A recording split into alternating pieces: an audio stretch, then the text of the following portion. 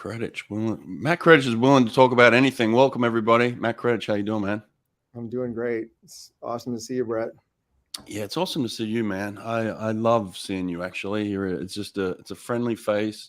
But you know what I love about you, Matt, is I know how hard you work, and I can appreciate the time and effort you put into being good at your job, and I just admire people like that. But you're top of the tree for me. You're just one of these people that thoroughly loves what they do. You affect the world of swimming in such a positive way, and you're just a real inspiration and role model for a lot of people. So I'm just glad to call you my friend. Thanks, Brett. I I always felt like when we were on deck together, there was this kind of kindred spirit that's what we were trying to do is Yeah. be great for the athletes that we're coaching, and always looking for the next thing to elevate the sport. And Yep. I mean, I'll never forget seeing you in Beijing, like up in the concourse between events, and just thinking, known this guy a small bit of time, and he's done this phenomenal job with this phenomenal athlete. I think it was Caesar at the time, and Yeah. And just sharing those experiences, it's I think a different feel than sometimes you have on a pool deck, where you feel like people are trying to. I mean, we always tried to beat each other's teams, but Right. we weren't Yeah. trying to diminish the other. And so I felt like having coaches like you on the deck brings out the best in me, and certainly in the athletes that I coach. So Yeah, I felt really lucky to be in a conference like the SEC, because honestly, I felt like all the coaches were really like that. We're all trying to beat the hell out of each other. Yeah. But when we did, we were the first person to go over and shake the other person's hand and say, "Congrats on kicking my butt today." It's just the way it is in the SEC. I really appreciated all the coaches in there. And listen, one of the things I wanted to do consistently when I started this podcast and what it evolved into, I wanted to continually go back to why I'm doing this, right? Like, you never want to forget why you started and what your purpose is. And my purpose is to support and highlight and uplift programs like yourself and coaches like yourself and athletes in your program. Like, I always want to put a spotlight on great people doing great things in the sport. I want it to be a positive place where people can feel like that's what the purpose is. Like, when I come on to Brett's show, like, he's going to tell everybody how great we are, because he truly believes that. And that's what you're doing. So I never want to lose that purpose. So in terms of why we're doing this today, part of the reason is you've got something amazing going on in the next couple of months that you and I want to promote and talk about. And I want to be that facilitator for that. So if people can connect with it and jump into that, then I want them to know about that. So before we get into all of the other stuff that people want to know about, and in terms of how you get people to swim fast, what do you got coming up that's really exciting in the next couple of months? So, yeah, thank you. We have what I think of as this phenomenal educational opportunity for coaches. It is called the School of Thought, the Matt Kredich School of Thought. And the name, I think, was conjured up by my wife. When we first started this clinic, maybe 7 or 8 years ago, I had the great fortune of connecting with Jan Olbrecht, who is a sports physiologist who I think has impacted swimming. At least I've heard many people on your podcast say that they are heavily influenced by Jan Olbrecht's kind of constructs around physiological concepts. And so through luck, I was able to find a buddy of yours, Romain Barnier, gave me Jan's email address. I connected with him. We started working together, and he said, "Hey, I'd love to come out and see how you work." And like, wow, to have Jan Olbrecht on my pool decks is like a dream come true. And he said other people who have done this have kind of built clinics around it. So and I said, I know, dozens of coaches who would love to come and talk to you and learn from you. So we started a clinic really organically around, essentially, I brought people in who could answer questions that I was asking at the time. Right. And Jan was the centerpiece. And we did that for 3 years and had a number of other people. And Jan was always the centerpiece. We did that for 3 years. And to me, these were some of the greatest learning experiences of my life. Mm-hmm. Certainly to have these people around, but also have this community of coaches who were coming in who had similar interests and ideas and questions and better questions than I did, and spend 1, 2, or 3 days with them. So I've had, since COVID and a couple of other things got in the way, after I think 17 was our last year to do it, had a number of people say, if you ever have it, I'm coming. So we're having it this year. And so awesome. Jan's coming back May 22nd through 24th to Knoxville, and got a few really awesome additional people who I think will create this exciting and pretty intensive 3 days of learning for coaches who are interested. That's really cool. Now, you told me earlier that the sign up for that opens up sometime this week. Yeah. So my son has put together a website, mattkredich.com, and it should be able to accept registrations by the end of the week. I need to get some stuff done on my end, but that'll be ready by the end of the week. So you can go visit the site now and sign up by the end of the week. How many spots are available? We're looking to limit it to about 60. Wow. Okay, cool. And are you guys helping arrange, hotels and transportation or anything like that? What's going on with the arrangements? So we'll have some recommendations for hotels, right? Get some special rates. It's very walkable. So there are one event that, first of all, I really want you to come. So you need to come to my house on the night of the 21st, because we're going to have a welcome dinner there. I thought I was staying at your house. You are. We got the Brett Hawk wing ready for you. Boom. There we go. Yeah. And so that's the only thing that'll be, my house is a couple miles from downtown, but everything else is walkable. So you can stay downtown, walk to the pool. You can Uber to the pool. Cool. We'll have the clinic at a couple different sites on campus. There will be a registration fee and tuition, and then we'll give recommendations for hotels, and the lunch meals and coffee will be taken care of. And we'll have a dinner social on one of the last 2 nights, and opportunity to eat at some other great Knoxville restaurants on the other couple nights that you're here. Nice. Are you still associated with ASCA? I rotated off the board a couple of years ago, but ASCA has said that they will give continuing education credits for this. So right. That was my point. Yeah, that'd be a great thing for them to come and get some credit for that. Yeah, for sure. Yeah, that's awesome. So just briefly, for those that don't know much about Jan Olbrecht, tell us briefly about his speciality and some of his beliefs. Yeah. So Jan was one of a group of scientists in the 80s who did quite a bit of research, creating essentially models, physiological models around performance in swimming, but it really applies to other cyclical sports. So sports in which you're operating a kind of a steady state, whether it's, running for a distance, rowing for a distance, swimming for a distance.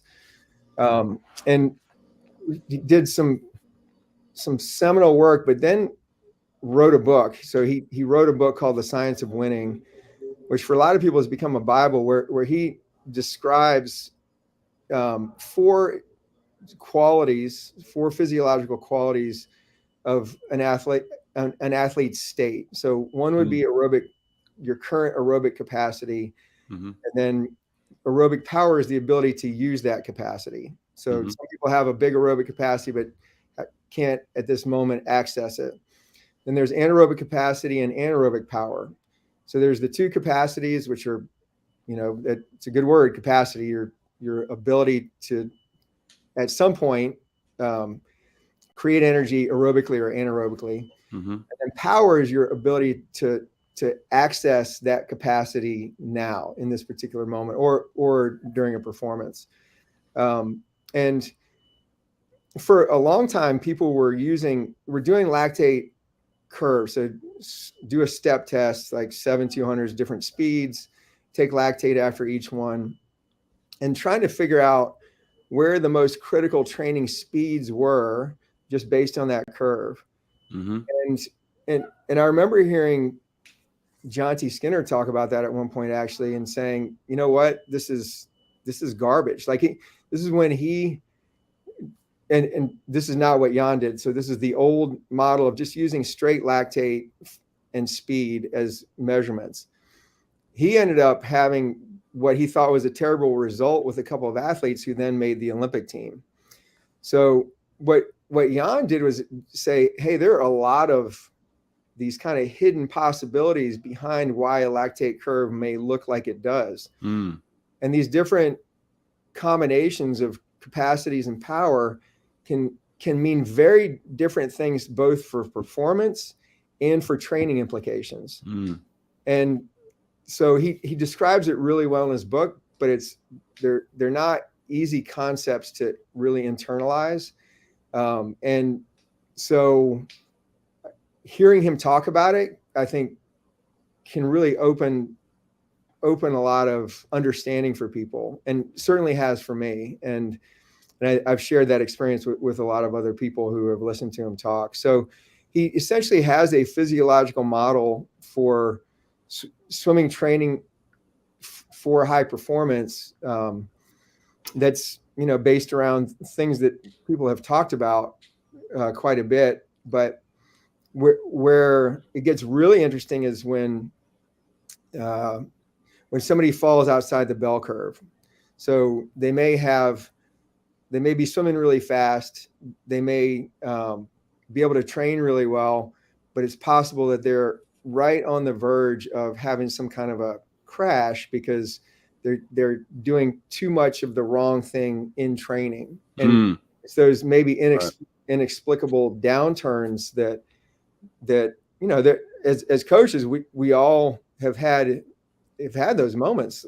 Somebody's just humming along and all of a sudden they're not, or they don't respond to the same type of training program in one season that they did the last season. You don't see the progression, or you even see a downturn. And that's where this model it's been really useful to me to be able to kind of peek under the hood a little bit and see what's happening. Yeah, especially now, right? Like you've come off SECs and you're preparing for NCAAs, and now's that point in time where there's a lot of individualization, right? And then there's a lot of like, what's going on with this person and how do I figure that out? And so there's constant feedback from the athletes too, and you're trying to take all that in and make adjustments at the same time. So how much of what you're doing now is still part of the plan, and then how much of that is on the fly adjustments? Yeah. So, I mean, that plan is really kind of the backbone, and the on the fly adjustments are, it's impossible to say what percentage of a performance physiology plays, because there's the emotional component, there's the mental component, there's and that's where I think as coaches really have to tune in and listen to the athletes that we're coaching and make sure that we're open to that kind of feedback. So I think those discussions that we have with them through a, whatever you want to call it, taper, preparation period, peaking period, those discussions can reveal a lot if we have good relationships and we're willing to listen.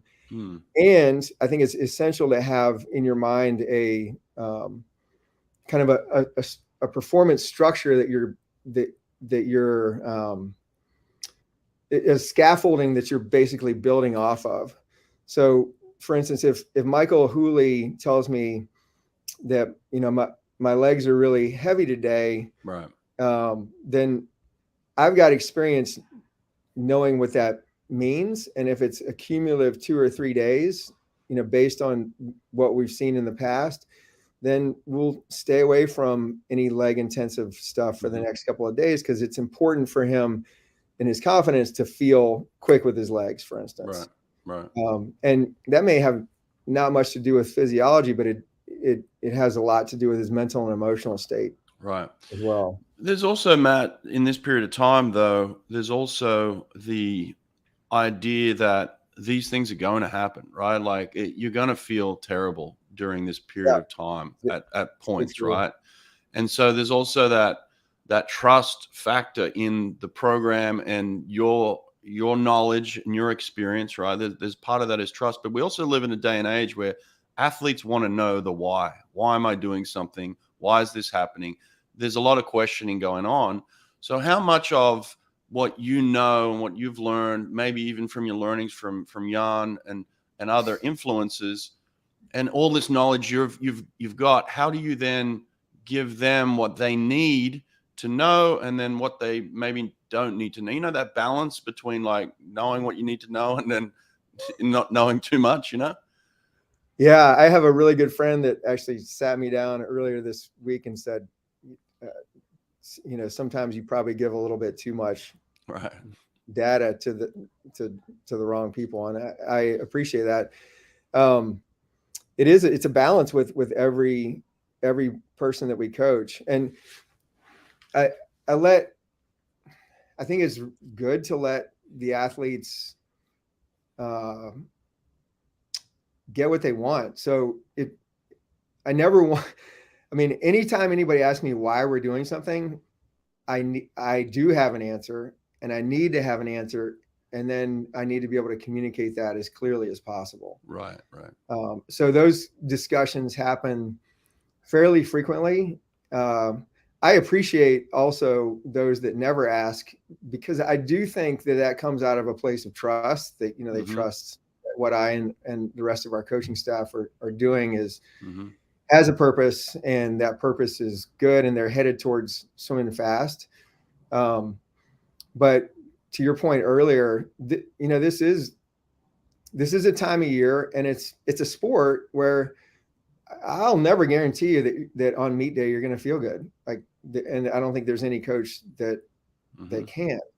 So are you going to be a swimmer that needs to feel good to swim fast, or are you going to be a swimmer that is going to get up and perform no matter what, and take feel as feedback and have an answer for it? So your legs feel heavy today. Okay, that's maybe a challenge for today, but I've got something in my toolbox to deal with that through warm up or through a point of focus in a race.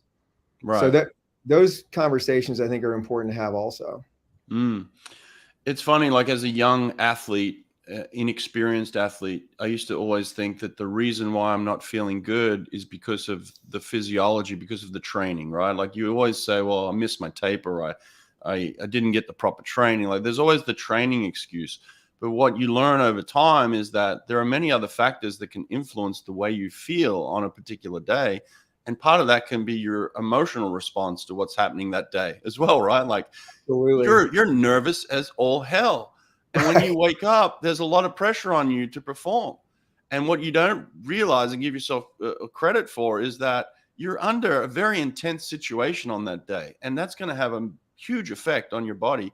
And that may even have the effect of waking up and saying, my legs feel like shit today, because your body is having this natural response of like freezing up in a way, and you may not even be aware of it. It's something that kind of sits in the background, doesn't it? Yeah.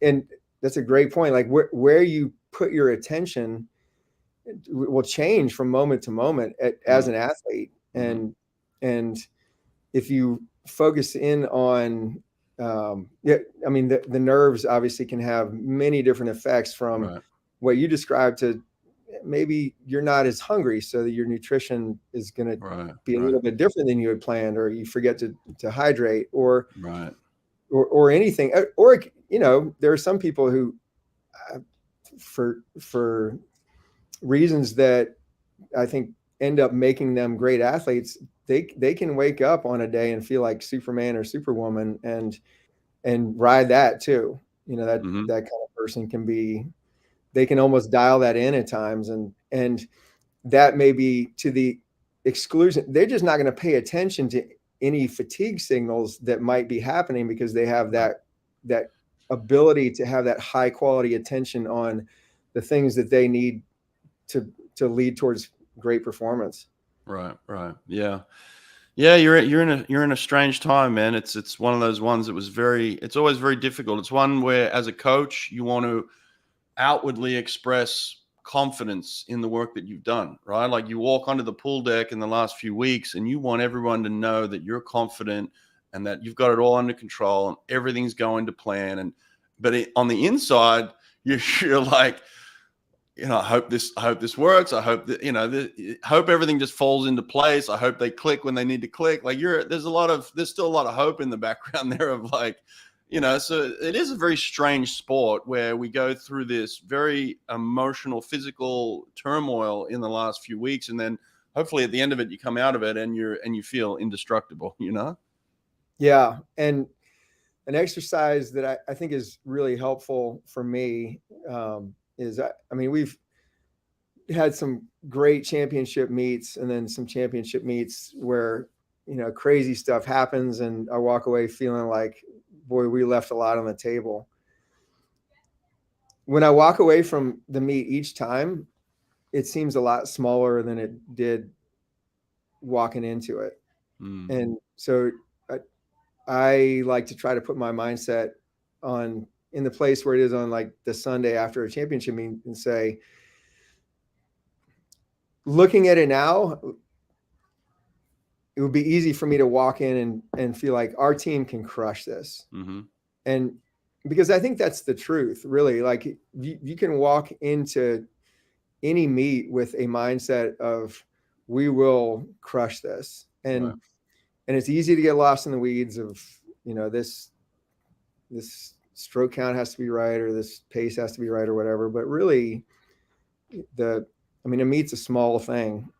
Yeah. It's enormous in the moment, and in a career, it can be, pretty small. And that has a way of making what seems like an obstacle or a big challenge really, not that hard to solve, just with determination and forward thinking and belief, and especially tapping into what other people around you can do. Tap into the strength of other people and the possibilities for other people. It has a way of taking the attention off yourself. Right. Hey, listen, I appreciate that people are in here watching us live, and I want to give some love. Nicholas says here, what you would think of using HRV to assess how athletes are dealing with stress and strain they put through. What's HRV? That's heart rate variability. Okay. You're actually not far from the headquarters of Whoop, which is a company we've been partnering with since about 2015. And the Whoop gives a daily reading of HRV, which we found to be really useful and really helpful. I don't think she'd mind me saying this, but, like, Kira Toussaint was one of the earliest adopters on our team of Whoop. When she had 3 days of low HRV, it was highly likely that on day 4 or 5 she would get sick or hurt. So that information is really useful, and it's become more useful. I think less useful for the coaches and more useful for the athletes over time, because it's something that's understood more by our athletes.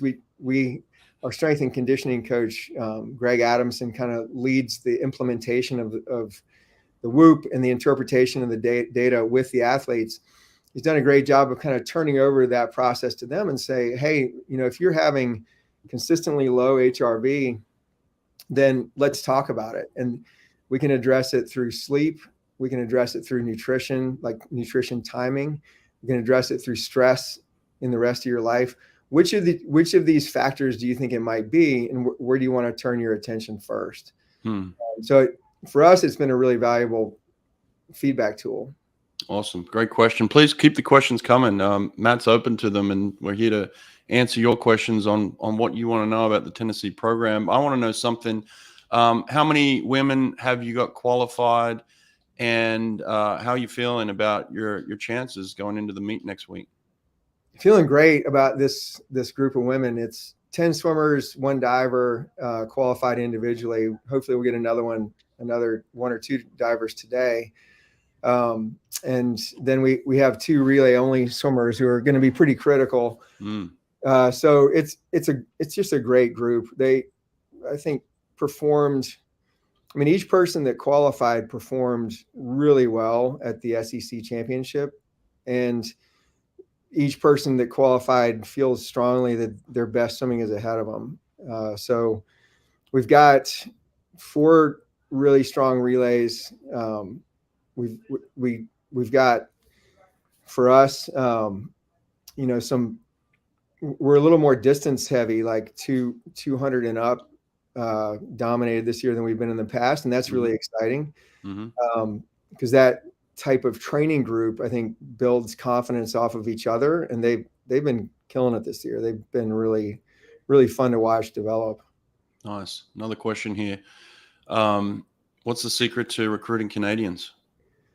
Coffee crisp and wearing Roots clothing on recruiting visits. And I think, Tess Chiplua was, I believe, the first Canadian that we had come down here, and she has had quite a bit of success. And I think people from teams or countries will go where it's been shown to be safe. And there's, the NCAA has a different kind of reputation in different places based on the experience of the athletes that have come from other countries.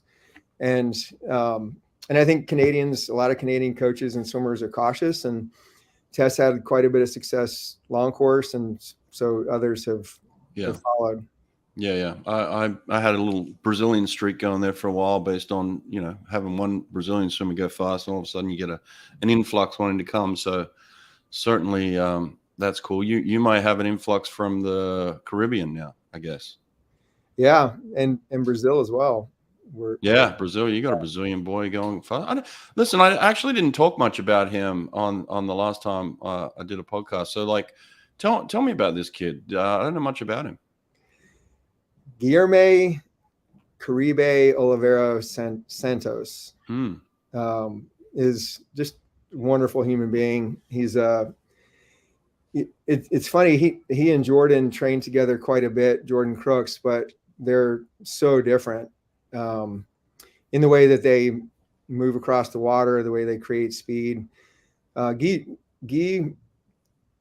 had a great progression leading into his time at Tennessee, and continued that in December, where he went 21.8 or 7, and then 47.8. And I'd love to have you watch him swim. He's all of 160 pounds. And he's quick, and he jumps across the water, and he's slippery. He's got a real, I think,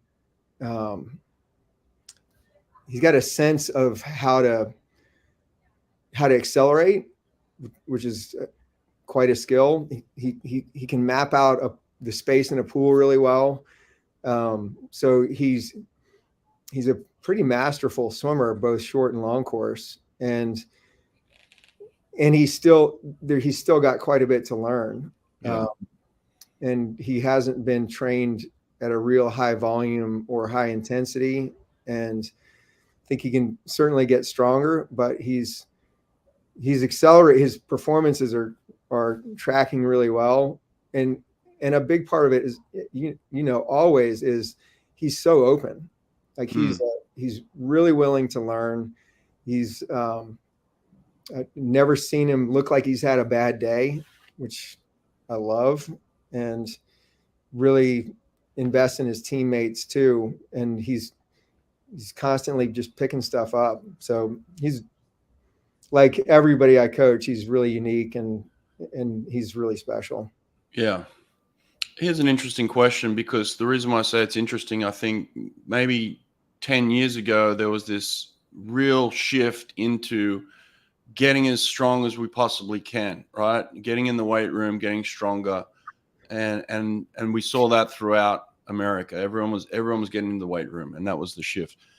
We're seeing a lot of tall, skinny dudes swimming really fast recently. And there's been this thought of, well, do we really need to get into the gym and get super strong and big and powerful? And I don't know if it's shifted away. I've been out of the game for 4 years, but in your mind, has there been a shift away from getting as strong as we possibly can? Or where are we with the whole lifting scheme?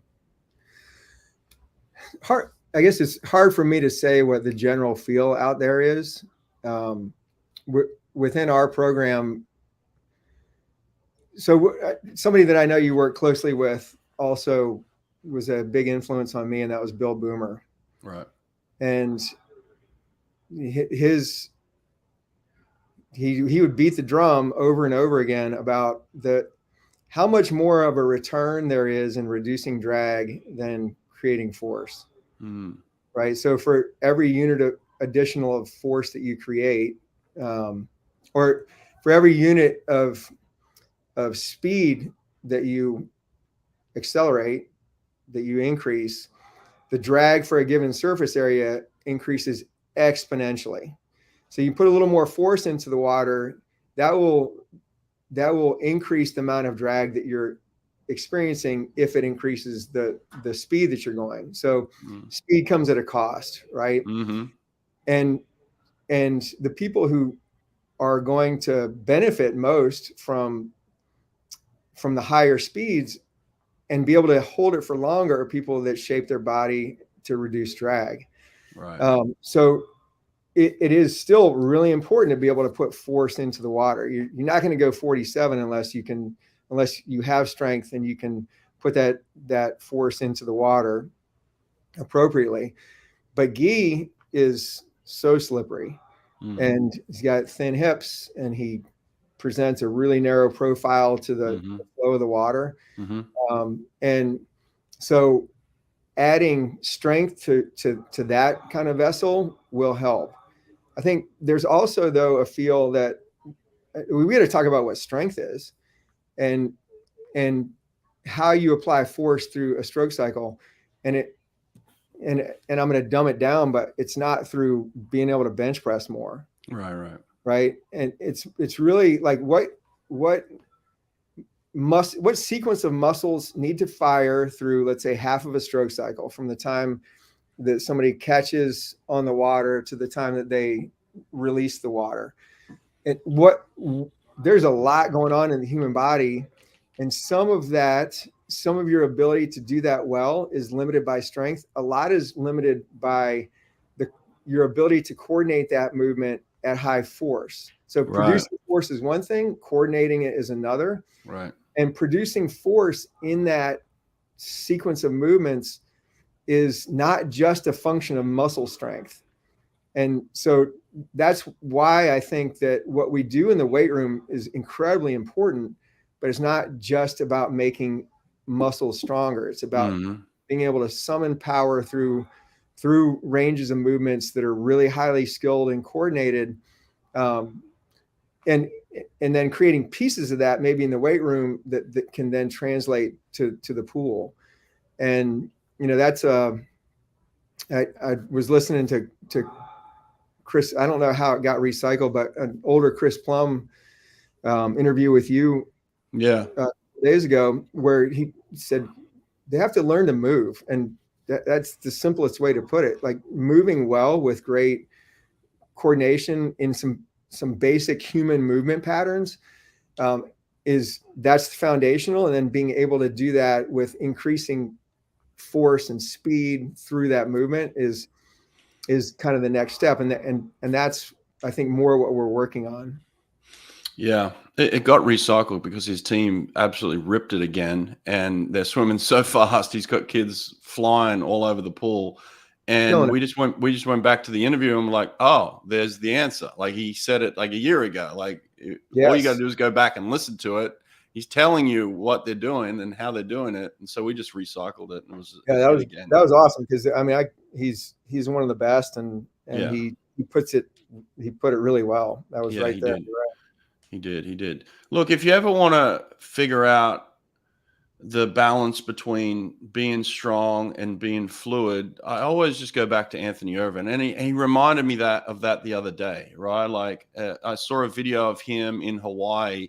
He was out there training next to Ben Proud, and you know, we know what Ben Proud looks like. He's jacked, and here is Anthony swimming next to him, you know, years into kind of a semi-retirement or retirement or wherever he is in life. He's not competitively swimming anymore like he was back in Rio when he won the gold 16 years apart. But here he was looking like he's still swimming effortlessly and beautifully, like his hand placement and the way he held the water and the way he took the water from the top of his stroke all the way to the back of his stroke, and then he fluidly comes out and hits a recovery and just flowingly goes into the next cycle. It's just like, if you ever want to learn anything about swimming, just watch Anthony Irvin swim and then realize that it's this balance between the strength and the power and the fluidity and the flow and the ease and the you know, all of the things that you look for in an athlete. Anthony is kind of the epitome of that, you know? That's so well put. Yeah, there's this great book. I don't know if you've read Born to Run. No, but I've been told to read that a few times now, so I need to get into that. Yeah, I think Jack Roach recommended it to me, but the guy who wrote it is Christopher McDougall. The one that I would encourage you to start with, because I think it has a lot of relevance to what you're just describing, is called Natural Born Heroes. So it's a book he wrote after Born to Run. It's maybe not as well known, but really talks about the nature of strength, especially with, and this is in the context of the ancient Greeks. So part of the story is there's a stone that weighs 1,100 pounds or something. And the myth is that this great Greek hero lifted this stone, and it can't really be lifted. Or maybe somebody in the past 10 years who's been aided by drugs has been able to lift something that equivalent, but this was many years ago. And the one of the tenets of the book is that the foundation of strength is not muscle. It's the idea. He talks a lot about fascia, the fascial system, and how muscle is essentially it's the wires that moves the electricity, but the fascia are the structural part. That's what really moves. That's what creates rhythm. That's what creates strength, coordination, stores energy and releases it. And what you describe as what Anthony does is, I think, what all great swimmers do. Anthony is just this beautiful depiction of it. Is this, when he puts energy into the system, it doesn't get wasted. It may go to stretch, and that stretch gets a return in a spring forward, and then the momentum of that arm creates another stretch, and that gets sent into a spring forward. I think it's what Erica Beine does as well as anybody that I've ever coached. And for somebody her size, like, she's strong, but she doesn't blow anybody away in the weight room, but she does the same thing. She's got this rhythm and flow and fluidity and kind of stretchiness to the way that she swims that makes her kind of jump down the pool. Yeah. He does a lot of the same thing. Yeah. Yeah. How's the journey been for you this season? Each season was new and exciting and had its challenges and presented different things to me. But, you know, like, how's the journey been for you this season? Just personally. Yeah, it's been, like you said, it's really different from all others. Yeah. Wonderful parts. This one's been a little bit colored by, I had my knee replaced in December, and that took me off the deck for a while disrupted my sleep. Yeah. And I felt myself really counting on my staff more this year than I ever have before, like in my own mind, and they've just done a phenomenal job. I can't say enough about the work ethic that people on my staff have, as well as, their compassion for the athletes and their ability to work together as well. Yeah. And it's been different for me too this year because, I still don't think we found a perfect system for coaching 70, with, I guess, 65 swimmers. Yeah.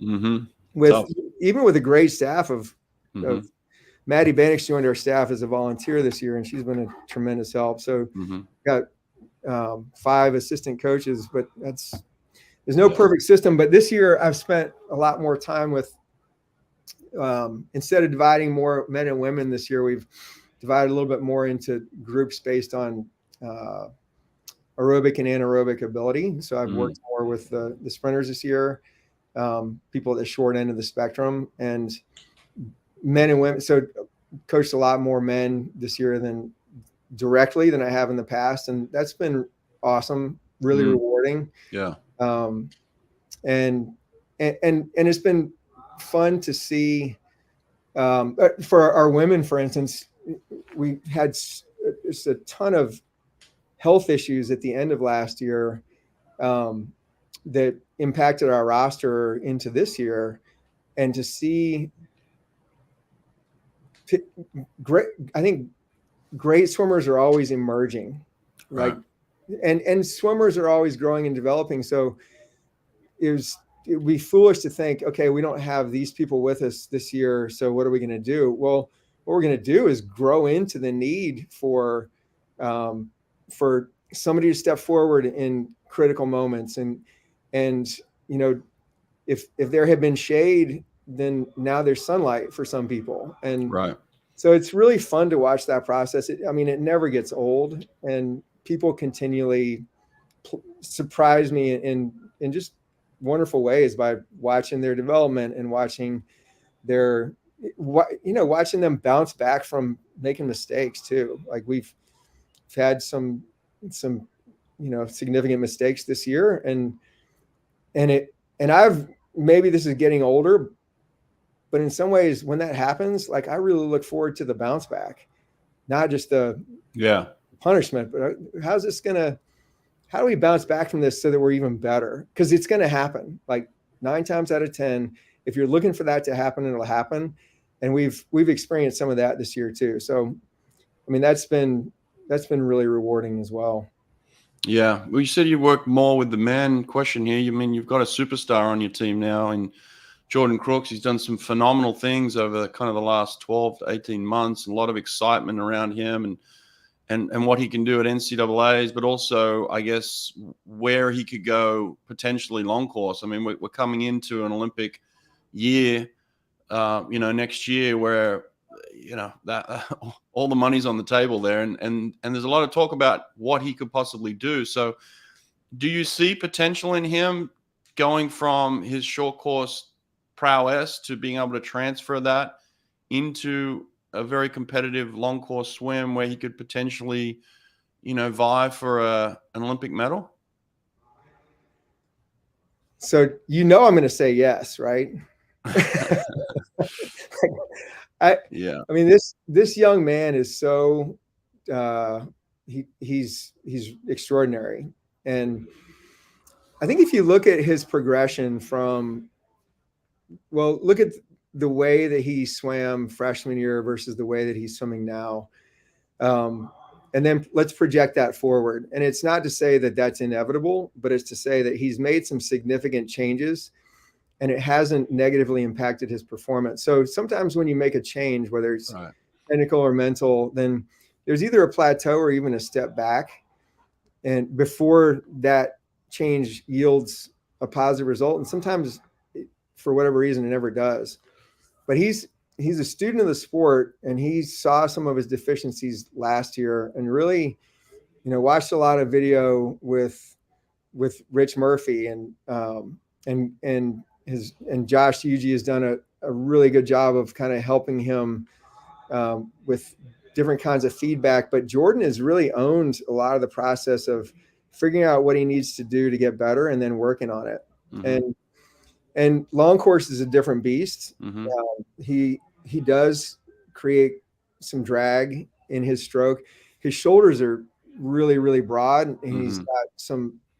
He doesn't have a lot of thoracic mobility, so the rotational part of the stroke is he rotates less and a little bit asymmetrically from other people. So there is some drag that he creates.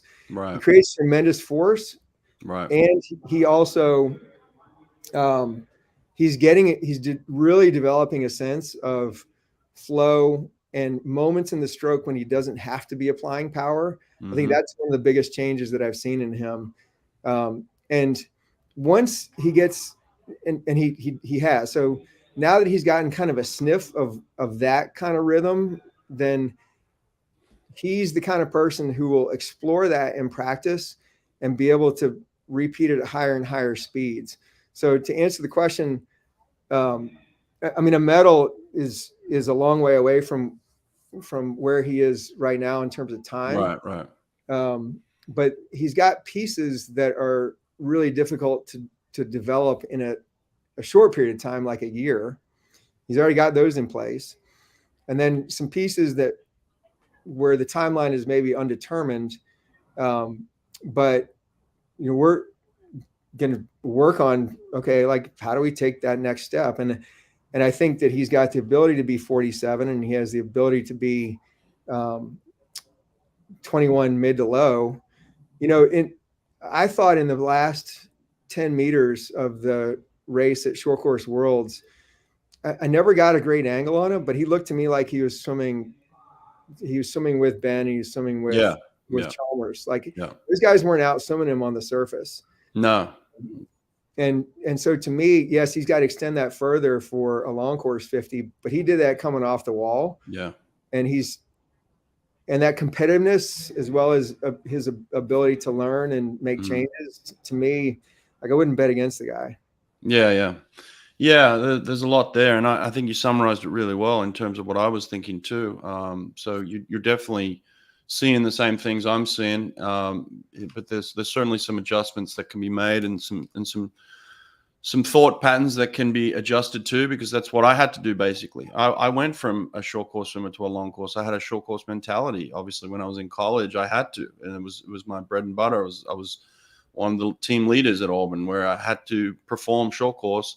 I went back year after year to try and make the Australian team and failed miserably. I couldn't swim long course, and then finally made the decision to shift my mentality a year out from the Olympics and dedicate myself solely to swimming long course and making this Olympic team. And when I shifted my mentality, it shifted the way I swam in the water. It changed me. And so I think that needs to be part of the process to it at some point for him, which I would love. I'd be honored to kind of at least help you guys on that journey, and just awareness, you know what I mean? So yeah, I mean, even now I'd love to hear about what you thought of to change from a short course mentality to long course mentality. And because we're all the product of what we pay attention to. So what I think you said is you shifted your attention, and then that led you down a path that led you to the finals at the Olympic Games. Well, the attention is this, right? Like in a short course pool, you've got a few cycles that you have to get right. You got to get up on your stroke without spinning and slipping. Okay. And that's similar to the long course, right? But you've got about 3 or 4 cycles that you've got to connect, and then you've got to shift into a turn, which is completely out of what you're doing. And then you've got to go into a streamline and underwater, and then you've got to shift back out into a connection again, and then a maintenance and a finish, right? And one of the things that I used to do too in the short course pool is I would try and swim to the wall. And what I learned in the long course pool, it's better to swim through the wall. I would always try and swim to the wall. And so the last 5 or 10 meters, I started snatching. I'd even start to lift my head a little bit. I'd start slipping at the water, and I'd try to get to the wall rather than just maintaining and swimming through the wall. So for me, I wasn't swimming a 50 long course anymore. I was swimming a 53 long course. I was swimming through that thing. And so what you've got to then do is shift into, I've got to be really powerful for a few cycles here too. I've got to be long and powerful and lengthy for a period of 15 cycles in a row. And I've got to maintain that. And so you get to a point at about the 35-meter mark where you've consciously got to tell yourself something that keeps you in that length, something that keeps you on that tempo, because your body will want to shift down, right? It'll want to start to slip. And especially if you're holding good length and good power. And that's where you really got to make conscious efforts, and it takes time. And then by the time you get to a point where that becomes automatic, you don't have to do that anymore. So one of the things I would do in my long course race was I would stay on a beat. You know those things that you have in music where you hit it and then it hits the other thing? What are those metronome things? Is that what they're called? Yep. Yeah. So that's what I would have in my head, a metronome. And so my right side would click, my left side would click, and it would just like bang, bang, bang, bang. And so you'd stay on the length, but you'd stay on the tempo. And so in my head, I had a metronome for long course, and I didn't have that for short course because it was like pop, pop, pop, turn, Right. kick, kick, kick, pop, pop, pop, finish, So it was a different mentality. But in the long course pool, it's like get up and get on a flow and maintain. It's all about maintenance, because you know what it's like in the long course pool. It's not the person that swims the fastest. It's the person that slows down the least. That's what it ultimately becomes, because everybody's slowing down at some point, right? You're decelerating in some capacity. You're not continually accelerating throughout the whole 50. And this is where Bruno was very good. This is where we worked with Bruno. Bruno was, 6'1", not the biggest man on earth, but very, very powerful, but very technical. And what he did was he maintained from the 35 to the 15 better than anybody else, right? Like that last 15 meters, Bruno could maintain better. It wasn't that he was accelerating, but it looked like he was accelerating because everyone else was slowing down, and Bruno would just shift to the finish. And that's the mentality that you've got to get into, is this maintenance of, this metronome of click, click, click. And it could be a beat, a rhythm in your head, or it could be a word. Sometimes I would use a word. Like I would repeat to myself in time, length, length, length, length, length, Oh, that's length. awesome. So it's just a word that I would repeat to myself. And it just kept me inside myself too, because what you have is you have this furious wrestle between your competitors that are right next to you, right? Like you're both trying to swim, or all of you are trying to swim as fast as you possibly can in this body of water. And so the idea is like, well, if I pull a little bit harder than that person, if I rip a little harder, I can see him out of the side here, I'm going to swim faster. And that's counterproductive. Like you want to stay in a flow. You want it to be ease. I was in a race where I wanted to be as aggressive and relaxed as I possibly could, right?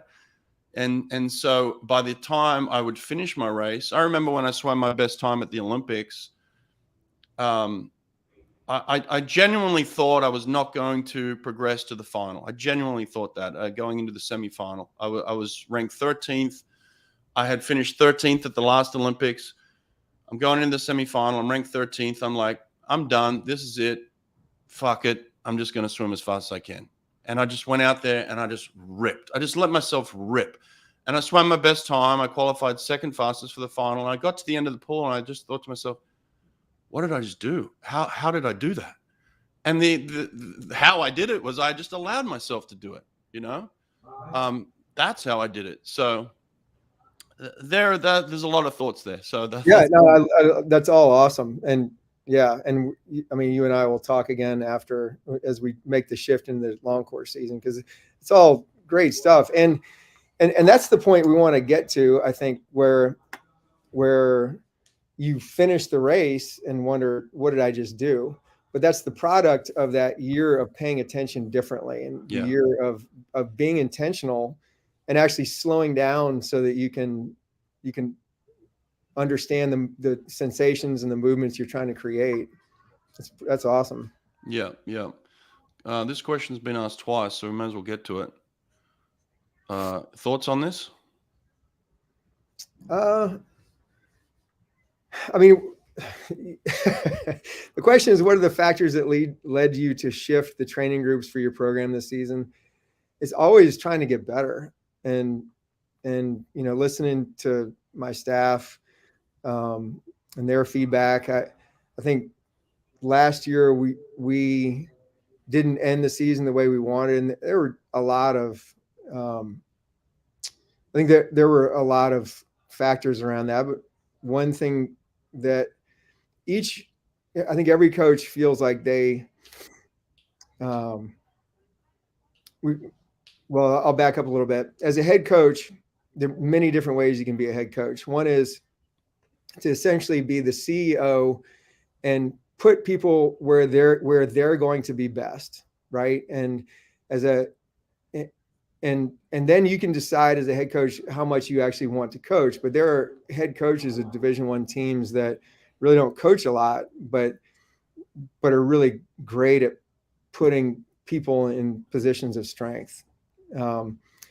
I have never loved that head coach, that particular model. Like I love to coach. I'm a coach, and I love coaching one person. I love coaching all events. I love coaching men. I love coaching women. So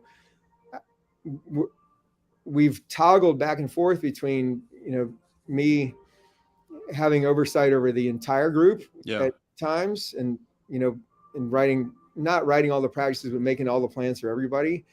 That was overwhelming for me, dissatisfying for assistants, to splitting it kind of men and women, where I did that for the women for a while and others did it for the men.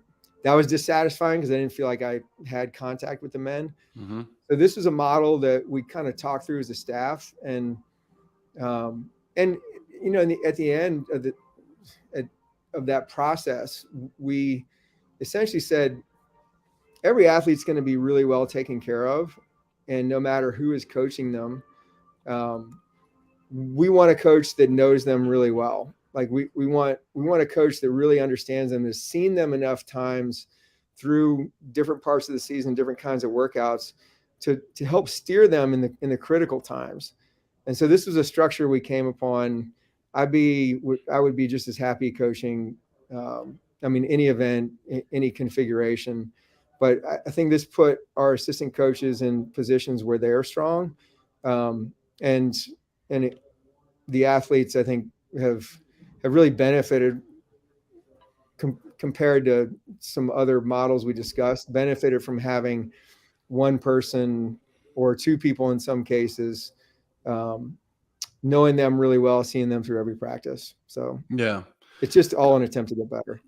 Man, it's such a tough balance. People don't realize how difficult it is to just continually to get right. I mean, I take my hats off to the Eddie Reeses and Dave Durans and people that are just constantly having success, throughout history. It's a difficult thing to do year after year. It really is. You got new teams, new coaches, new factors, new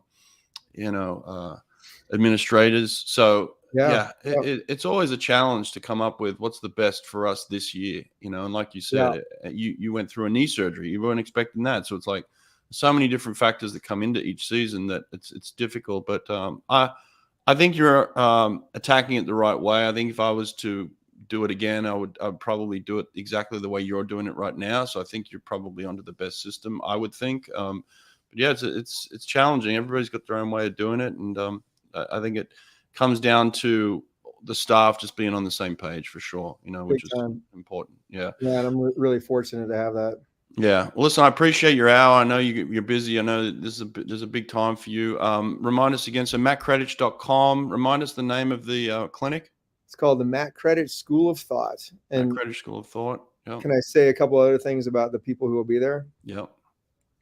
So Jan will be here. And the idea with each person is that the day one is kind of this foundational opportunity to learn kind of the structure they approach high performance and high performance swimming with. Day 2 and 3 will be more intensive, almost like workshop opportunities to write workouts and get feedback that fit either a season plan or a specific set of goals. Write season plans, talk about case studies, kind of dig deep into those kinds of things. So some of the other people that are presenting include Emma Swanek, who's also a physiologist, and she's taken Jan's model and added another dimension to it, which is looking at blood glucose as correlated with speeds and performance. She's been generously working with our team for the past 3 years, and I've learned a tremendous amount from her. It adds quite a bit to your ability to steer, especially in the short term. And so her model, she's created a model. I think the rest of the sporting world is starting to catch up to it. Like, you'll see cyclists now wearing continuous glucose monitors, looking at blood glucose. But her model is really pretty awesome to be able to understand and work with, and it's not overwhelming. So she'll be here to talk about that. Chris Martin, who coached in the United States for a long time, I think was the last person to put 2 high school boys on an Olympic team in the United States.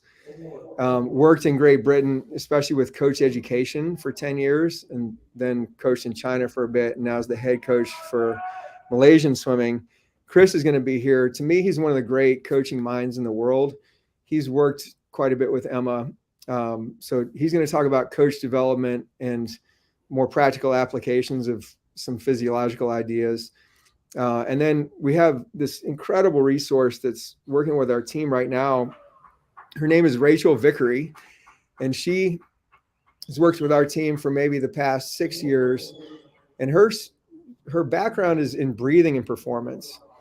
And I mean, I'd love to talk to you at some point about kind of what I've learned through her and others about how neglected breathing is in swimming, and not just breathing in a race, although that's monumentally important, but the way that we breathe in the other 20 hours a day. And there's, I think, a lot of good information that's come out over the past couple of years on that, but we feel like we've done a lot with our program that's built around good breathing and all of the implications. So Rachel will be here. She's also a high performance coach and specialist. So she'll be here to kind of lead us through an introduction to breathing performance, and then some really cool, more practical, systemic applications that you can implement with your team. So very cool.